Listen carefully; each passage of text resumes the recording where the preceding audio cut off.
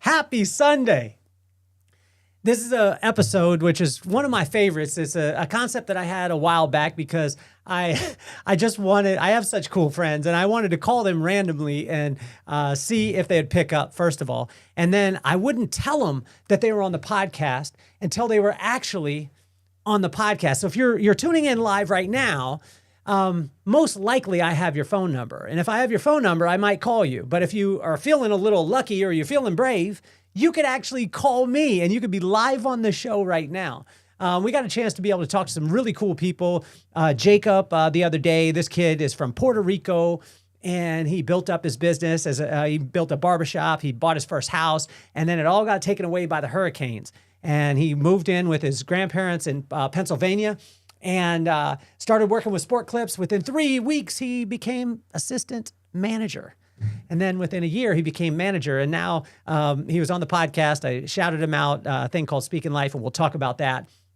But I shouted him out at the Huddle, which is their national conference, about 3,000 people. Artistic team started reaching out to him. Donald Scott, Carving Comb, ambassador came through and, wanted to, shout him out too. We also had Dom from Sixth Throne on the podcast too. We've had my buddy Willie. I love him, so we might talk some NBA today. Then my brother Rob, who is one of the baddest personal injury attorneys in the country and the #1 in Las Vegas. So this again is a show where I just go live right now and I call my friends randomly. And you guys are going to get a taste of that and we're going to have some fun with this. So why don't we just get this party started? And this the vibe that raised us, made us, saved us. Love so strong that the hard times praised us. From base life roots to the freeway nights, we turned small grooves into launch pad flights. Yeah, this the vibe that raised us, made us, saved us. Love so strong that the hard times praised us. From base life roots to the freeway nights, we turned small rooms into launch pad flights. Grew up on base where the bike ties hum. Crestview dunk ball, rubber band wars young. Trees we climbed stood tall like the dreams we slung. Sun on our backs, whole world on our tongues. Then boom, light flip, tight walls, no space. 5 deep in one room, but we kept our pace. Me and Rob laughed loud just to soften the weight. Didn't know what we lacked cause the love was great. Mama spoke life like a prophet on fire. Pop said greatest made the standard high. Didn't see it then through the thin wall grind, but the words took root in the back of our mind. Yeah, this the vibe that raised us, made us, saved us. Love so strong that the hard times praised us. From base life roots to the freeway nights, we turned small rooms into launch pad lights. Yeah, this the vibe that raised us, made us, saved us. Love so strong that the hard times praised us. From base life roots to the freeway nights, we turned small rooms into launch pad lights. 40 miles out, mobile home by the road. Life got wild, but the brotherhood flowed. Fishing BB guns, surfing waves too low. Made our own rules everywhere we go. Held tight to the truth that our parents declared. Anything is possible, the love stayed there. You have to meet my friends. This is the show where I go live and I call my friends randomly and they have no idea that they're going to be on the podcast till they're actually on the podcast, which I think is so much fun because there's so many people that I talk to and I got some bangers coming very, very soon. But there's so many people that I'll call and I'll be like, let's get the podcast scheduled. And then we go back and forth with schedules, all those things. And I just want to have them on the show. For me, it's just something that is, it just means a lot to me to be able to have them on the show. And let's make someone's day today because this is crazy, right? So Jacob reached out to me. The kid from Puerto Rico built his salon. Salon gets killed in the hurricanes. And then, his house too. And then he moves and he starts working with Sport Clips. Big shout out to Sport Clips too. That's a people business that just happens to cut hair. That's what Gordon Logan, the founder, said this last week. And it's just a place where men and boys can go in and get a quality haircut in a sports environment. And now Jacob's working for them. 3 weeks later, he becomes the assistant manager. A year later, he becomes the manager. This guy is amazing. But let's freak him out today because I have a friend who is an absolute icon. And let's see if he'll answer the phone real quick.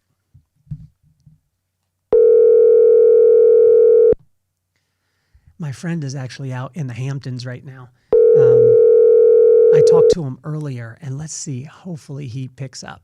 This would be awesome. Hey, Kelly. Oh, my gosh. You did pick up. The famous Donald Scott. Donald, you are live on the podcast right now. Hey, what's going on? Hey, I want to say this, like, guys, anyone out there listening, this is one of the most iconic hairdressers that's ever lived. Him and I met years and years ago. And Donald, are you okay with making someone's day today? Sure, absolutely. I would love to. So, Donald, little background. How long have you been in the professional beauty industry? 50 years. 50 years. You started when you were 2 years old. Yep. I was 3.5, actually. Well, it's incredible, Donald, because years ago when I first started, I got in the business about a little over 30 years ago, about 33 years ago. And I was at the Adams Mark Hotel, and you were on stage, and you were one of the most iconic hairdressers ever. You came out with a new tool, which we'll talk about here in a second. You came out with a new tool, and you threw it out in the audience, and I caught it. And it was my gosh. It was a carving comb. And I was like, oh my gosh, if I could ever really meet that guy. And then guess what? Now Donald is my friend. And you're about to make someone's day, because I was talking about a kid named Jacob. And this kid, Jacob, I told you about him before, built his barbershop, bought his first house, lost it all in the hurricane, and now is rebuilding, but is doing amazing things. And he was just gifted a Donald Scott tool, and he has no idea we're about to call him. Oh, great. I thought he was on the line now. Is it okay? Give him a call. Okay, hold on for 1 second. Just stay with me, okay? I'm here. Stay with me. I'm going to call him right now. Let's call Jacob right now and get him. There we go. Jacob Sport Clips. He better answer the phone too.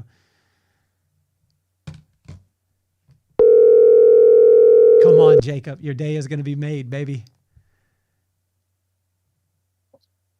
Hello. Jacob, how you doing, buddy? How you doing, boss? Hey, I want to tell you that video was amazing, man. Ah, sweet. That video. Hold on for 1 second, okay? All right. All right. Jacob, can you hear me? Yeah. Okay, cool. So you got that video, and you got the video. Who did you get the video from, Jacob? Her name is Mariah. Okay. She's an amazing friend. She's also ambassador from Donald Scott. Okay. So get this. You're number one, you're live on the podcast right now, but also guess who else is live? Sweet. Guess who else is live with you right now, Jacob? Hey, Jacob. How's it going? Good. How about you? Who I have the pleasure with? This is Donald Scott calling you. Oh my goodness. How you doing, boss? Good, man. How you doing? I'm blessed. I'm blessed to hear. I'm so happy you love our tools.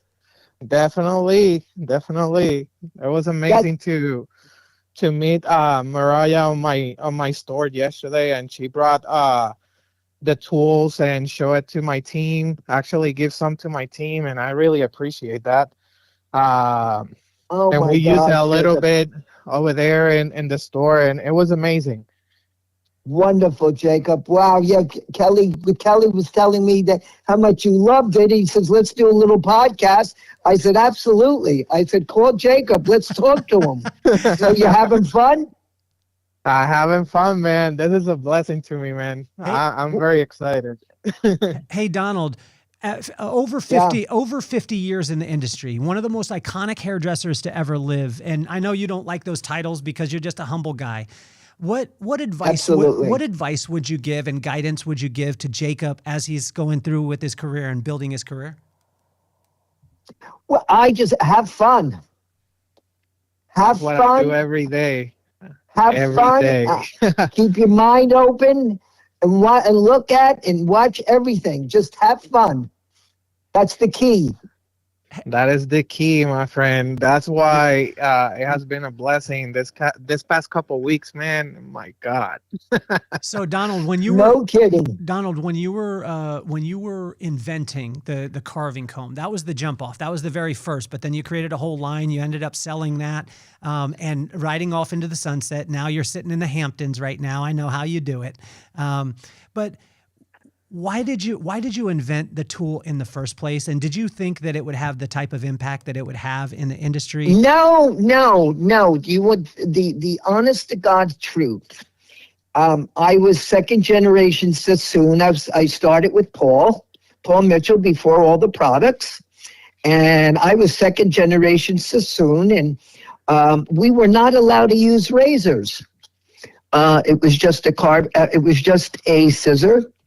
It was a Denman brush, and it was a blow dryer. And as the years went on, I needed something else to be creative with. Now, the carving comb came because I used to use that size comb. I used to use a Champion 16 comb, which is the same exact size as the carving comb.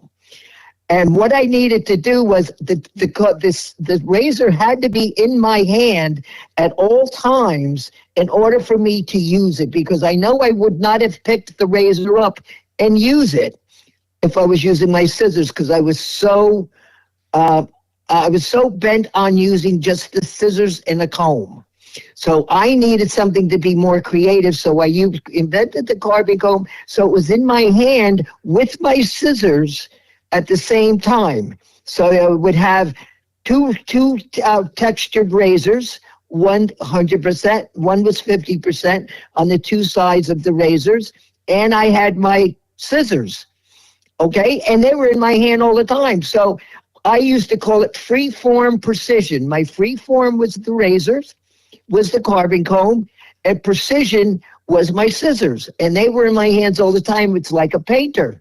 When a painter paints a picture, he always uses different tools. He uses different brushes for different effects to put into the hair. So I would use my scissors. I would flip around to the 50%, texturize the ends, flip it back around, use my scissors some more, maybe use the 100% if I wanted to cut some more off, cut 100% off.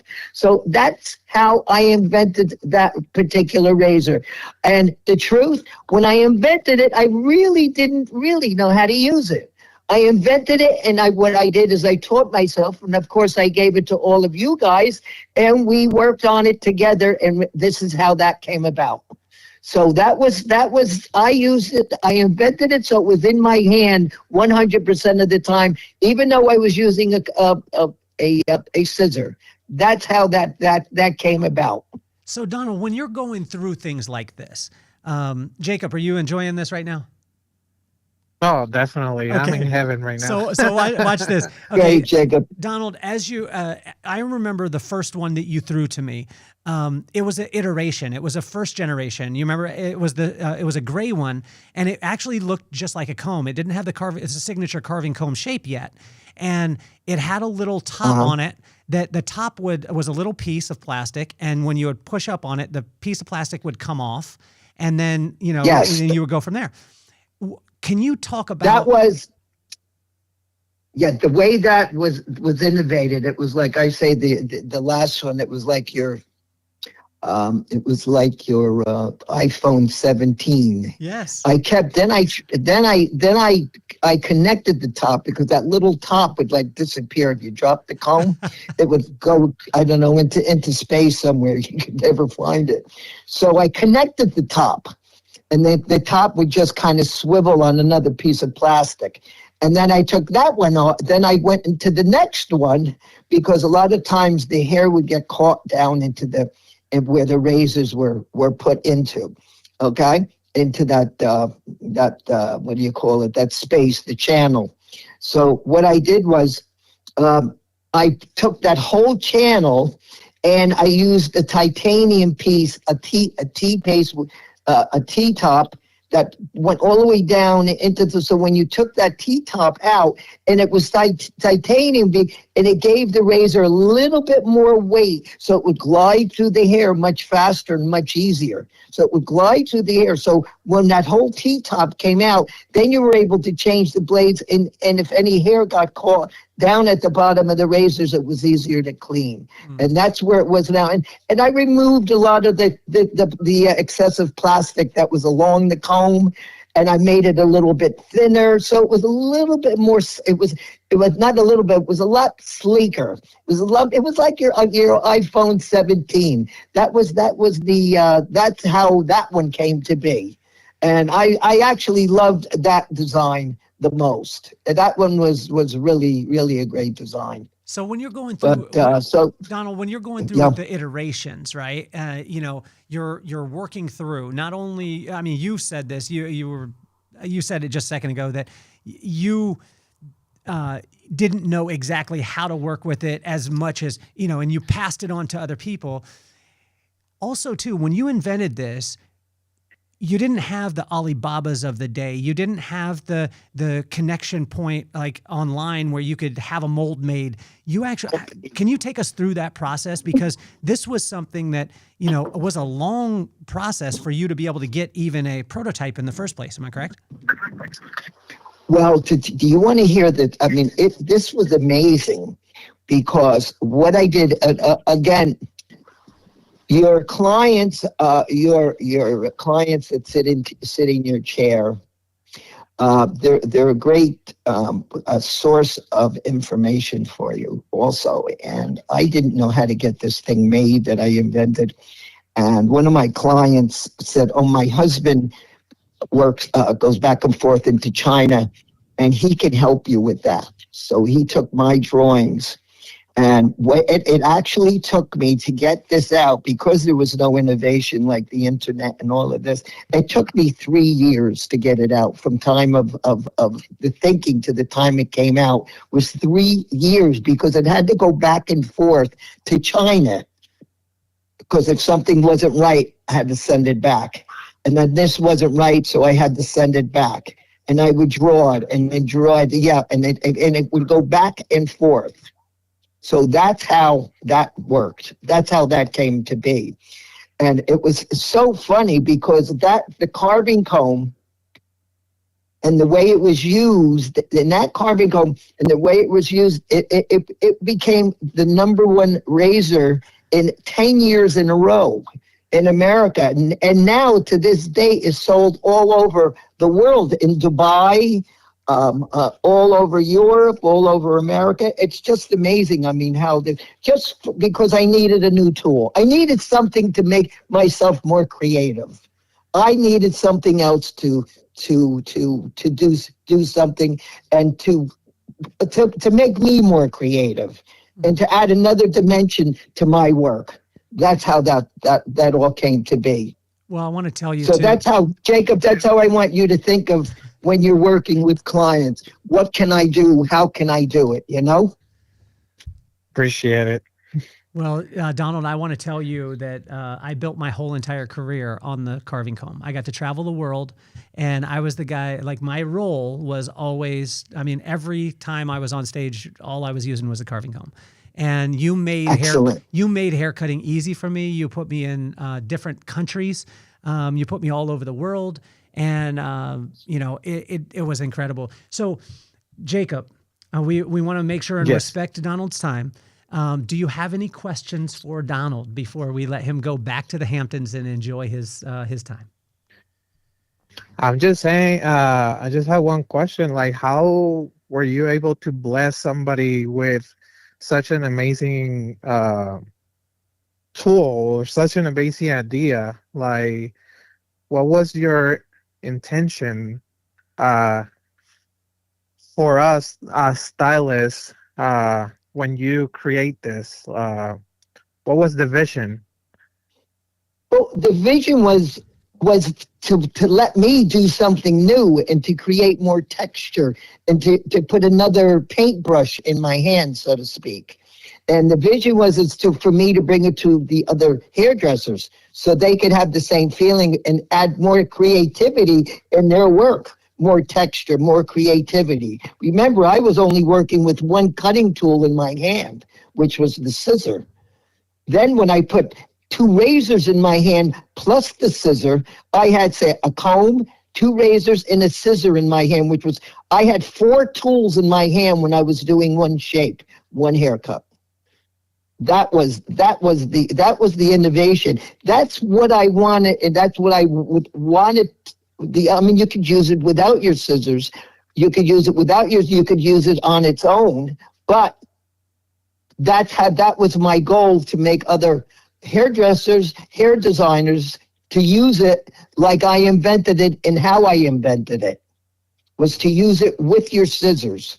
to use it with the term free form precision. Free form again, which is your scissors, and which free form is the razors, and precision was your scissors. So that was my message to other hair designers, Donald, what would hair artists. Donald, what would you say about the mentorship part and the friendship and relationship part? Because you were there on the forefront. You were there with Paul before Paul was Paul. Before we knew what Paul Mitchell was. But those relationships over time, how important are those? And how do you maintain them over the years? You mean how do I stay friends with them? Is that what the question? Or yeah, how important is the relationships? Because a lot of times we meet somebody and then we're like, oh well, they're just in this position, but you never know where they're actually going to end up. And you made a friend with Paul before he was the icon that he was, and so it was so much easier for you to be able to connect. And those, how important are those relationships as you go forward? Paul was. I went into New York City to work with Paul. It was my first job to work in Henry Bendel's on 57th Street and 5th Avenue.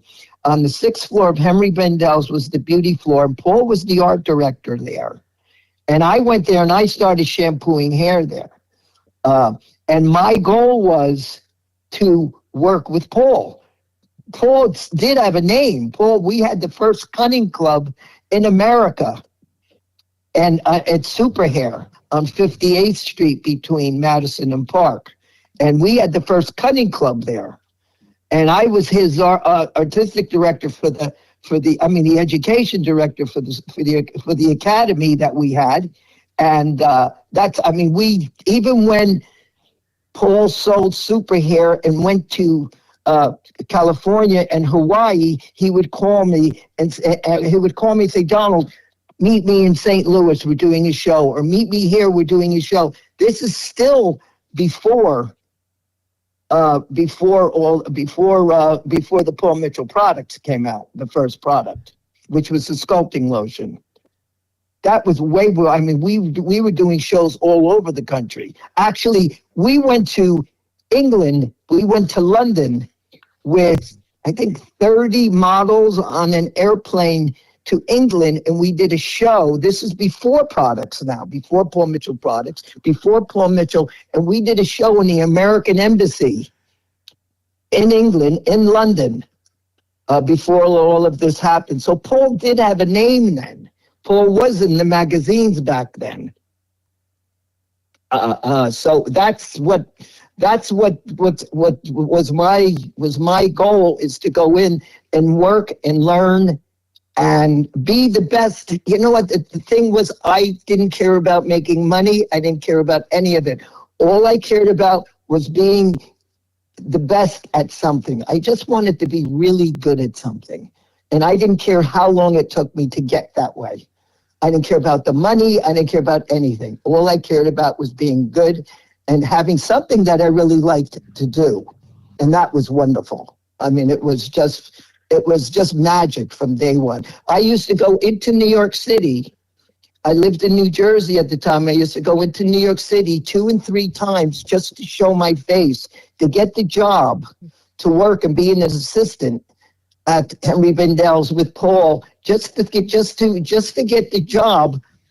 My beauty school teacher says to me, just go in and show your face. Just keep going, because everybody wanted to work there, and I kept going and going, and I got the job. So that's what you don't burn any bridges. Everyone is, you just make friends. Jacob, you sound like the person that make friends, and you're a warm person. I can feel it over the phone. I'm sure you're a great success. I hope I answered your question. I really appreciate it, though, because that's exactly how I feel, sharing a little bit about how I manage stuff behind the chair. Usually that's what I do. I don't care too much about the money. I just care more about the relationship that I can build with them and do my best every single time so I can reflect on your words. And it means a lot to me though, because again, and I've been telling this to Kelly since the huddle, this is confirmation after confirmation, and I feel so blessed, and I appreciate that I'm part of this right now. I'm in heaven right now. Oh, Jacob, but you know what? The money, you know, if I mean, in the back of your mind, the money comes. It's automatic.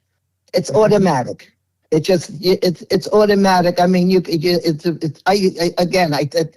didn't care about the money. I cared about being good and never burn your bridges. And you know how I can tell how you are. So it doesn't. I really appreciate it too. I haven't heard from Kelly in such a long time, and I saw his number pop up on my phone. I said, "Oh my gosh!" I said, "This is amazing." But yeah, it's just wonderful. Stimulate others. The thing is to help everybody. You know, you got to give. You give back. You give. You got. Correct. The more you give, the more you get back. Wow. Correct. Donald, how did you meet? Absolutely. How did you meet John Paul then? John Paul. Oh, geez, this is really funny. John Paul was a salesperson for I don't know if it was for Redken, but you probably never know. It was called TRI products. So we knew John Paul was always selling something. You know, he was like you're full of brush man, which you don't know what that is, but he was always selling something. Wherever you were, he was selling something. Just a really cute, funny story. Paul and I were doing a show at the Doral Country Club in Florida. Okay, Jacob, you there? Yes, I'm here. Yeah, okay. This is a funny thing. Now, this is now we all knew John Paul. You know, we knew John Paul, but John Paul was a salesperson. Okay, I mean, he was good, and he was always selling something. So here we are. We're in the model room. I'm working. We're trying to get our models done. Paul's working. We're trying to get our models done. We've got about 1,000 people in the audience. We're going to go down and do the show, right? And John Paul is chatting us up. We're doing the prep, and he's talking to me while I'm doing the model. And my assistant comes up to John Paul and says, "Excuse me, Mr. DeJoria, but you're going to have to leave because Donald and Paul's got to get on stage, so you're going to have to leave the model room." Oh my God. Can you imagine that? Kelly, I don't even know if you've ever heard that one, right? No, I haven't. That's why I asked you about it. I mean, because the world knows John Paul now as selling Patron. Oh, of course. Yeah. Stuff like that. Yeah. But, so that was one of the first interactions with him. Tell us about as you moved forward with him. It's what? Say that again. Tell us about when you moved forward with John Paul, because I mean, obviously there was synergy with him and Paul. Most people think that. John Paul yeah, is sure. Paul. Oh yeah, but we weren't mad at John Paul. It was just he was there and we were talking. I didn't say, but it was so funny how the assistant said they got to get on stage. That's awesome. You got to go. Yeah. Yeah, it's really funny. Now we bow down and kiss his ring. The synergy was, I knew Paul. Paul would come and see me. He'd be in New York. I was working in the salon, and we had the first Paul Mitchell classes in New York City. I had a partner, Jan Farrell. You remember Jan? You remember Jan, Kelly. Jan was with you in Memphis at the Adams Mark Hotel when you threw me that first carving comb. Yes. Yeah, I knew that. I remember that. And yes, and I remember you were sitting were you sitting in the front row? I think? I was in the front row. If I was looking at you, I was to the right of the stage. That would be stage left. Yeah, I think I remember. So anyway, John, what was I going to say? So we had the academy, and John Paul knew me. Now we knew. John Paul knew me from way back then. He knew us. We all knew because we all worked. Paul and I, and John Paul, we ran the same circle. We worked for Redken. We worked for what's the name of that company? Germac. You remember Germac? Yes, yes. Yes, I do. Germac. So we went around doing shows for different companies, for other companies. Oh my God. We traveled the country. It was called the Energy Crisis Road Show. It was me, Paul, and our team, and we had a not a van, but like a trailer truck that would drive from state to state and set our stage up. And we would fly down and do a show. This was before the Paul Mitchell products. There were no Paul Mitchell products yet. And we were traveling around doing shows. It's really, it's so funny. I'm thinking about this. I'm going way back now. So and John Paul was always, as it's Superhero, we would see John Paul because John Paul was a salesperson. So John Paul was always selling something,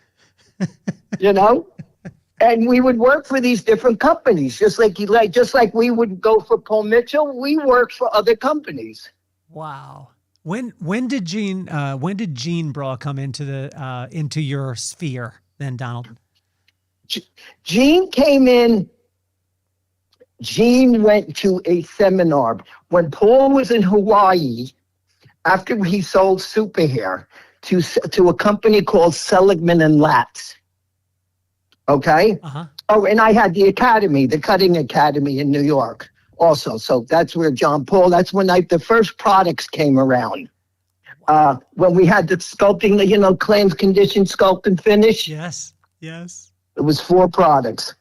All right. But then Gene went, Paul was saying I never went because I had a salon on Madison Avenue, and Paul would say, come to Hawaii. Okay, do some seminars. That's when Paul, had his guest room he had a VW bus out in his yard. That was his guest room. He lived in one room on the water. Paul was a hippie. Paul was very cool. Yeah, Paul was very, very, very cool. And Gene went to one of his seminars. Gene went and took a class with Paul in Hawaii. And that's how Gene came to be. Really? So Paul hooked up with Gene, and that's what happened there. So they became, actually, they went out. They became a couple. And that's how that happened. And that's how that grew, And Paul was trying to sell the sculpting lotion, and nobody wanted because Paul was a little crazy. We did crazy things on stage. And Paul said, yeah. And Paul was trying to sell the sculpting lotion at a show, at one of the product shows. And he hooked up with John Paul there. John Paul, they said, Paul says, no, nobody wants to deal with this. Nobody wants to, talk, because Paul was crazy, but he can draw a crowd. He always was able to draw a big crowd. We always had a big crowd. Any venue we went in, Paul drew a crowd. Okay? So what had happened was then he, where was I? I don't want to lose my train of thought. So then,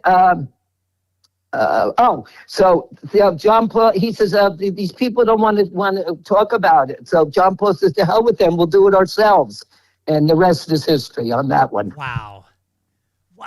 How do you like that? One product, the sculpting lotion, and we sculpted air. And now a multi-billion-dollar company a year. Can you imagine? One product. Jacob. Yes. Jacob, one product. Is that amazing? It's insane. One product. Then one product, the sculpting lotion and sculpting hair. That's all it takes, though. Just one thing. And look, one product, one razor, it's just amazing. I don't care if it's look at the paper clip, look at the thumbtack. I mean, it's just amazing, Wow. It's a revolution. And the cool thing, Jacob, to understand is you take the epicenter of the professional beauty industry and you're actually talking to him right now. Like he's on the line right now. Yeah. Donald is the epicenter. Like Donald being at the forefront of now. Help me with Paul too, because I heard stories about this. Is this a legend? I want to know if this is a legend or is this a true story? I heard about a time where Paul was doing a show and they pulled him aside and said to him, "You cannot use the F word. You got to keep it clean, all those things." He came out, he stayed silent for a little bit, and then the first words out of his mouth were like 5 or 6 F-bombs. And then people got up and got offended and walked out. And once he waited for him to leave, and then once they left, then he said, "Now we can start. Now that they're gone, I don't we can remember start." that one. No? Oh, that's funny. No, I don't remember that one. Because most people, I don't remember that. well, Donald, most people think about Paul Mitchell as, a household name, all those things. But a lot of times they don't realize the renegade that Paul was in the first place. Oh, he was fun. Paul was just fun. He was for us. He was like us. I mean, you know what? He even when he made all the money, they said, "Paul, what do you do?" He said, "I'm a hairdresser," and that's what he was. He was just a cool and he was for us. When we were in Super Hair, Jacob and Kelly, when we were in Super Hair, we always had 3, 4, 5 people around us because he would invite, when we were doing our shows, he would invite people into Super Hair to come and watch us cut hair. He would just say, wait a minute, we were in 1973, we were in Viva magazine. This was a girly magazine, okay, as the straight hairdressers who love models. And in other words, we were like the we were like the Rolling Stones in the beauty industry back then. We were in the magazines. We were all straight. We were straight hairdressers. We loved the models. Yeah, it was right. And Paul would invite every place we were. Paul would say, "Come to New York and watch us cut hair." So we always had a crowd around us, and he didn't care. He invited everybody. Even you want to hear a really good thing. I don't know if you know Maurice Tidy. Maurice Tidy was one of the art directors at Sassoon back down, original Sassoon. And you know Sassoon, right, Jacob? Unfortunately, no. Vidal Sassoon. But you remember his name? Do you remember Vidal Sassoon? Oh, yeah. Sorry. Yeah. Yeah, Vidal Sassoon. Okay. Yes. Yeah, he when Paul's products were out, we were all doing a class. I don't know if it was the International Beauty Show. The International Beauty Show, and Paul got on the set. Well, let me get this right. Paul got on the stage, introduced, and Maurice Tidy came out with products also. And now Paul Mitchell was out with products too. And Paul and Maurice Tidy were friends. An amazing hairdresser. And Paul introduced him and said that Mars just came out with a product line that people should buy his products because they were great. And he had Paul Mitchell too. Wow. He just launched Paul Mitchell too. So he was willing to promote somebody else because it was the right thing to do. Paul was like that. You come on. It's like he would just bring you on stage. Come on up and cut hair with us. Come on, let's join. It's like a group, like the Stones or the Beatles or something. They would come on up and let's jam. Jam with us. Yeah. We did the International Beauty Show, and because we appeared in this it was the Paul Mitchell International design team. We were the headliners for the International Beauty Show in New York City. And we got and they did a thing on us in the girly magazine. All right. We did pubic hair. We did all kinds of designs and girls' pubic hairs. Yeah, this is where Paul was. All right, yeah, this is really hidden stuff now. And so the International Beauty Show, thought it was in bad taste, and they cut us off. They wouldn't let us do the show. We were the headliners at the International Beauty Show. Yeah. So what we did, Paul says the F 'em. Paul said F 'em, we'll do our own gig. So we did a thing in the restaurant down the street from Super Hair, and we had all the named people. All the big names in the hair industry come and jam with us, and we did our own show. Wow. In this big, we did our own show, and we had all our friends from California, and all came in, and we all jammed on stage. I'm telling you, it was so cool. It was so cool because we just said, fine, you don't want us, we'll do our own gig. And that's Paul.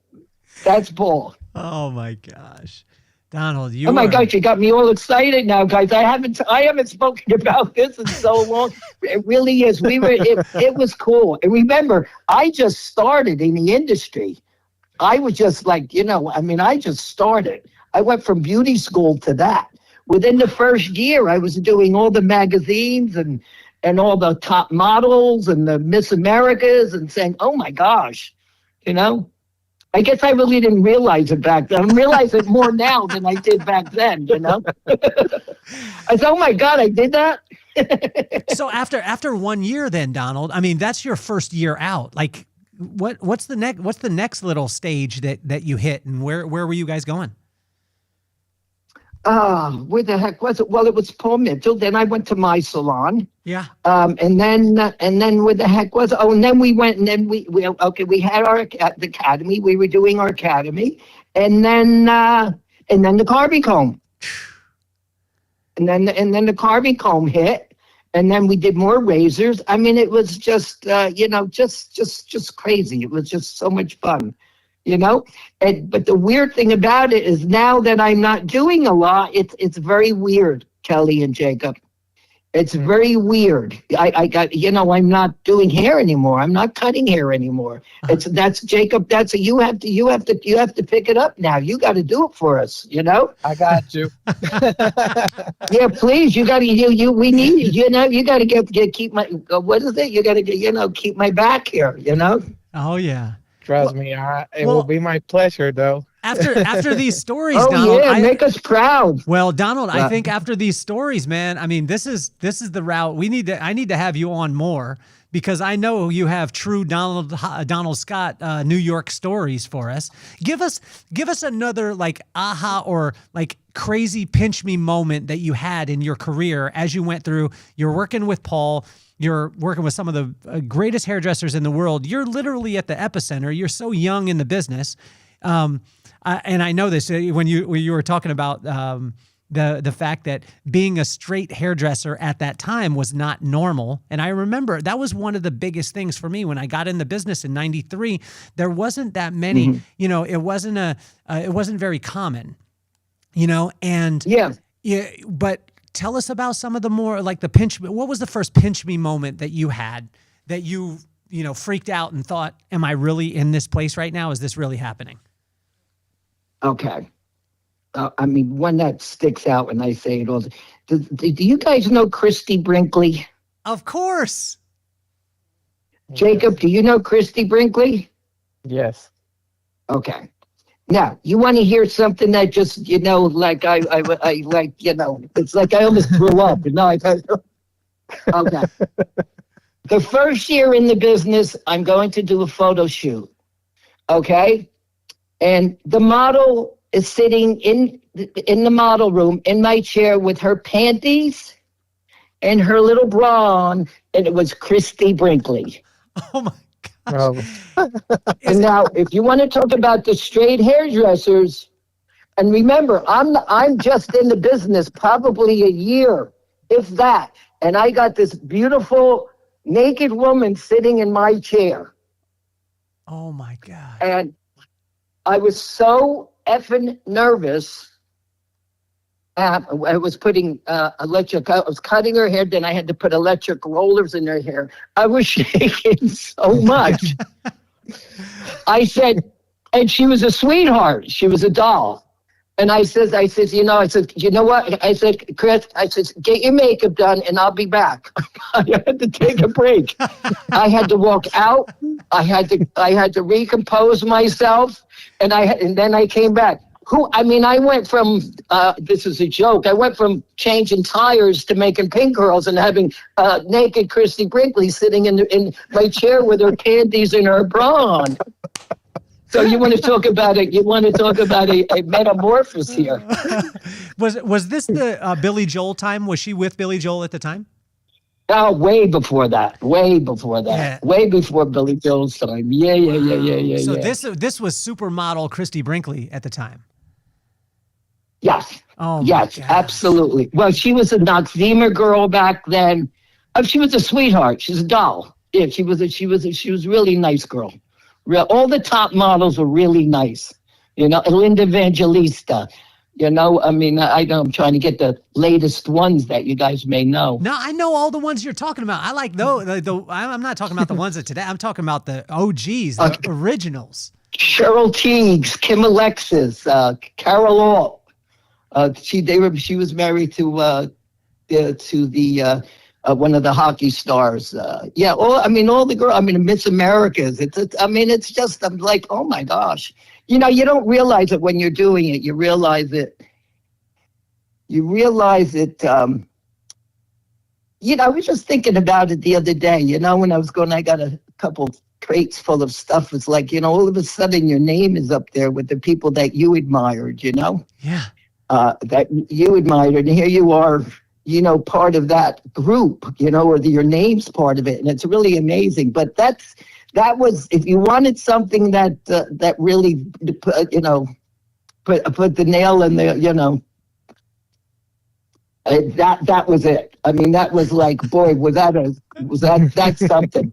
But I knew how to handle it. I said, excuse me, I'll be right back. I said, you get your makeup done and I'll come back in. I couldn't get the roller in your head because my hands were shaking so much. I was so damn nervous.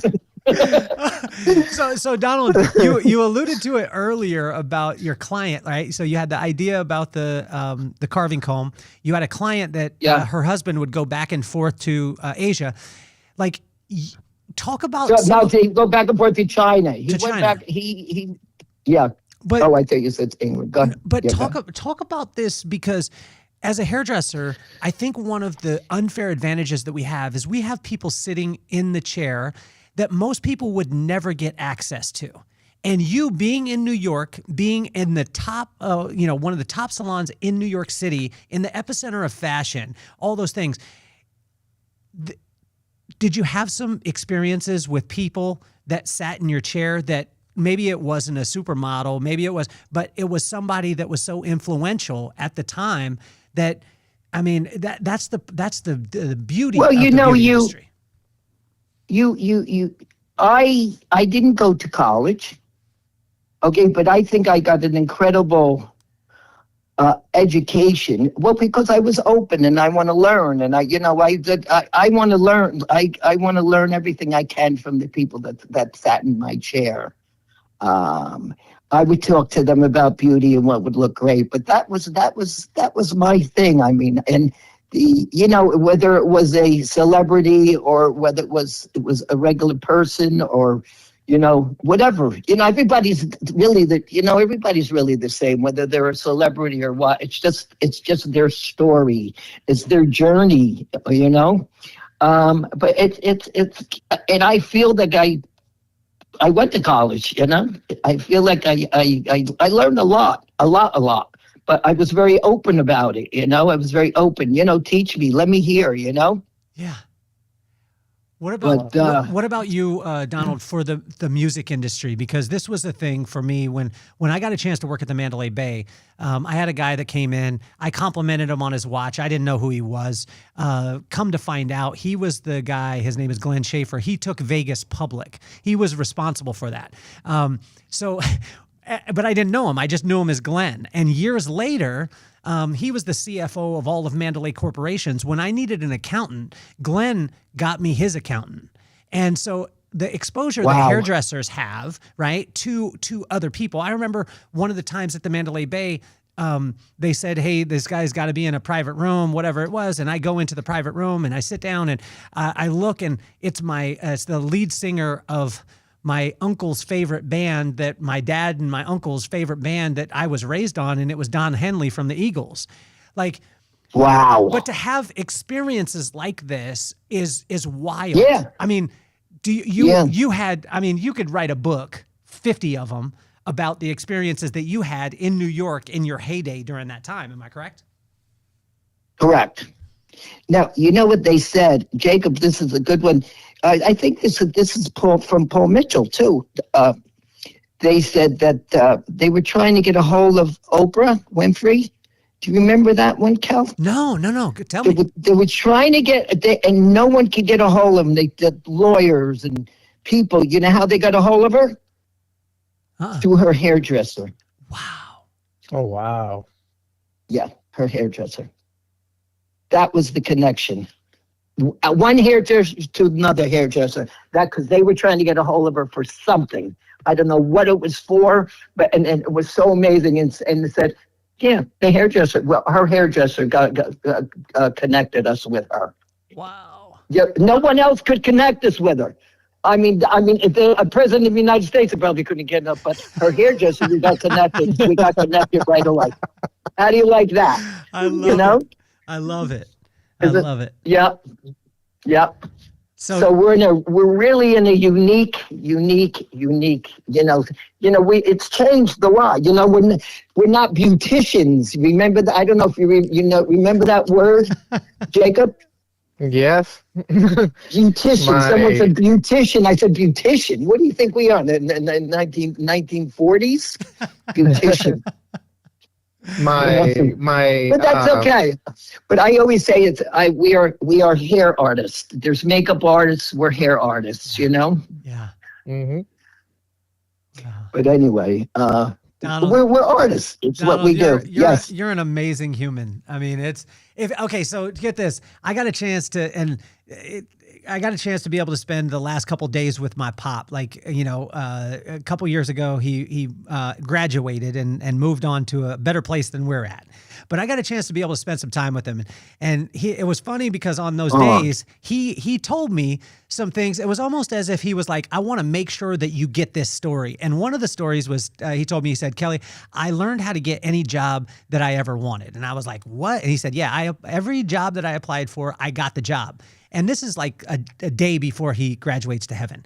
And I said, tell me, Pop. And he got all serious. And then he was like, so backstory, he grew up in Utah and he's Mexican. So, and it wasn't cool to be Mexican in Utah when he grew up there. But he said, I figured out how to get any job that I wanted. And I said, well, how was that, Dad? He said, back in the day, they used to be able to ask you for your religion. And he said, every application he put that he was LDS. He put that he was Mormon on the application because he knew the majority of the people who own the businesses were Mormon, and if you were Mormon, you got the job. So he was the only, I think, Mexican Mormon at the time, but he just said he filled it in.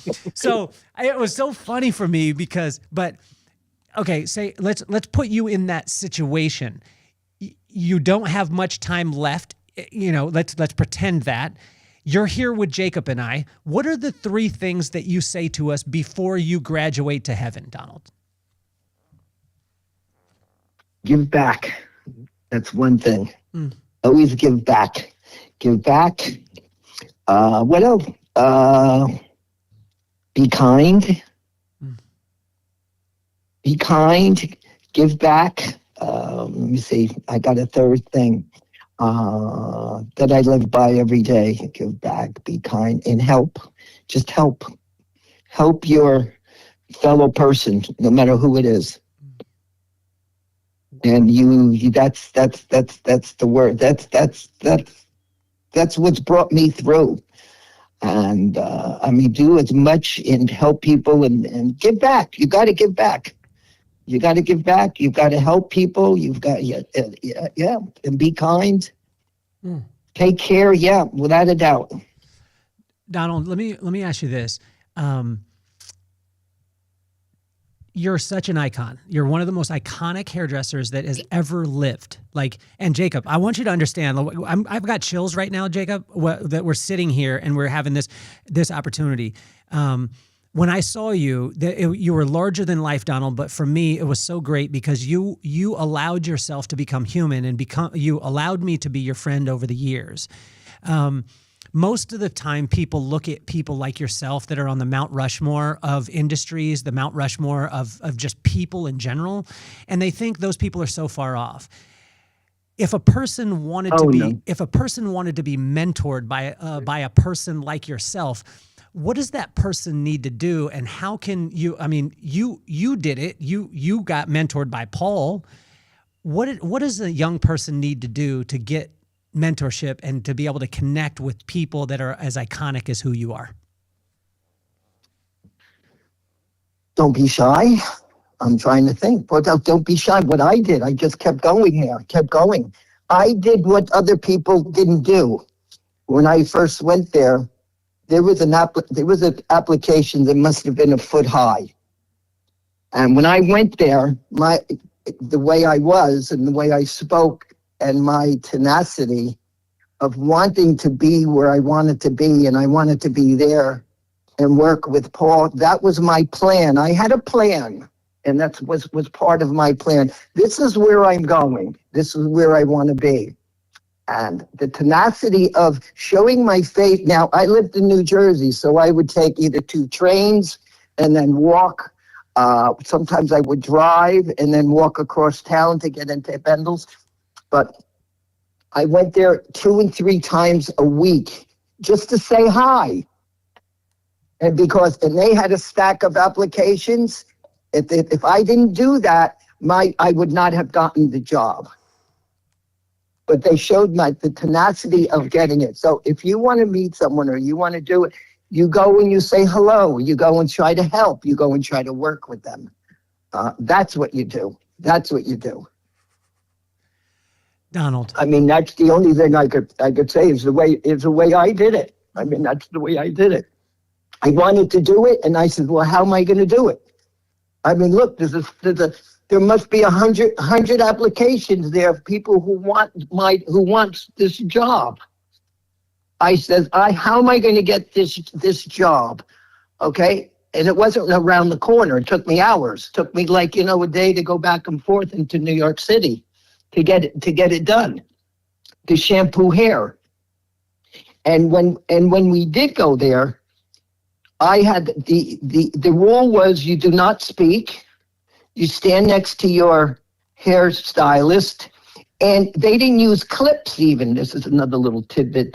You held the hair while they cut. They sectioned, you held the hair. They cut. You let it go, you sectioned, and you held the hair. You were a human clip. And my stylist says, you stand right next to me, you don't say a word unless you're spoken to. That's how strict it was. But going back to your question, I don't want to go off on tangents here. Going back to your question, is the tenacity. If you want to meet someone, you go and meet them. Hi, I'm so-and-so, I would like to work with you, or, I would like to do, teach me or something. Or that would be my... my claim to fame there, and learn and pick up. You learn from everybody, But anyway, did I answer your question, Kelly? Yes, you did. You absolutely did. And Jacob, I could speak for Donald and I that we love you. You have a bright future. You have a bright future, man. And Donald, thank you for your time. I've got to run because I got to go pick up my daughter right now. But Jacob, Kelly, you can Jacob, call me anytime. If you have a question, or you just need a little boost, or call me anytime. We can help each other. I appreciate it. I definitely will. Okay. All right, God bless you guys. Thanks, Kelly. Thanks for including me. I appreciate it. Donald, you're amazing, man. Thank you. I love you, buddy. I love you too. Give Brooklyn a big hug and a kiss for me. Okay, I definitely will. Love you guys. Love you guys. Love you guys. Bye, guys. Bye-bye. Bye-bye. This is unbelievable. This is what happens when you when you go live and you call your friends randomly. I'm just going to call Jacob really quick back because I want to get his reaction to Hello? this. What up, Jacob? Yeah. How was that, buddy? Oh, that was amazing. That gave me a lot of like self-reflection. Like Yeah. his story on the beginning is kind of like the same way I'm leaning right now. So it's kind of amazing. Well, I want to encourage you, man. Keep going. Keep doing what you're doing, man. And, never lose heart. Stay humble and hungry. I'm going to go get my daughter right now, but I appreciate you and I love You're you. fine. Same to you, boss. You have Okay. a blessed day, okay? Talk to you soon, man. All right, Talk bye-bye. to you. Again, this is what happens with you have to meet my friends. I'm going to get my daughter right now. That's what real life is. So hopefully you guys had a phenomenal day. I love you more than you know. Tell your friends, get your phone next to you and answer it because magic happens when you do. My name is Kelly Cardenas and I'm officially off the hot seat. Peace, love, and soul. Yeah, and this the vibe that raised us, made us, saved us. Love so strong that the hard times praised us. From base life roots to the freeway nights, we turn small grooves into launch pad flights. Yeah, this the vibe that raised us, made us, saved us. Love so strong that the hard times praised us. From base life roots to the freeway nights, we turn small rooms into launch pad flights. Grew up on base where the bike ties hum, Crestview dunk ball, rubber band wars young. Trees we climbed stood tall like the dreams we slung. Sun on our backs, whole world on our tongues. Then boom, light flip, tight walls, no space. 5 deep in one room, but we kept our pace. Me and Rob laughed loud just to soften the weight. Didn't know what we lacked, cause the love was great. Mama spoke life like a prophet on fire. Pop said greatest made the standard high. Didn't see it then through the thin wall grind, but the words took root in the back of our mind.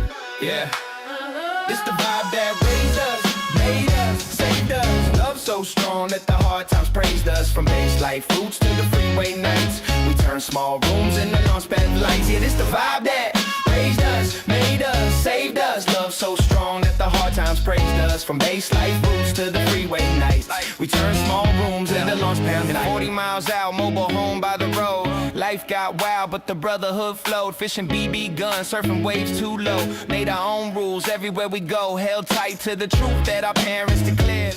Anything is possible, the love stayed.